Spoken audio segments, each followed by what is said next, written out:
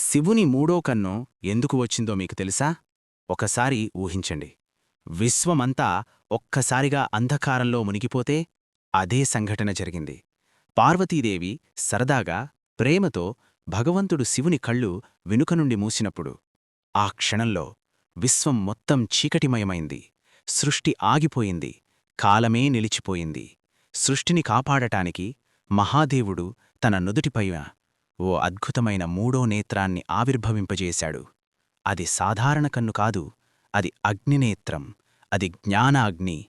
ఆ నేత్రం తెరుచుకున్న క్షణంలో అంధకారం తొలగిపోయింది. ప్రపంచం మళ్లీ వెలుగులోకి వచ్చింది.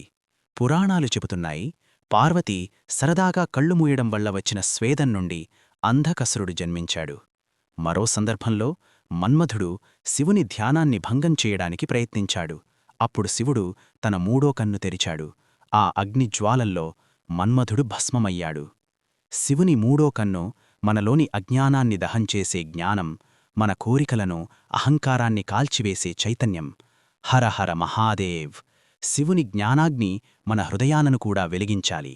మరిన్ని కొత్త విషయాల కోసం ఇప్పుడే మన ఛానల్ని సబ్స్క్రైబ్ చేసేయండి.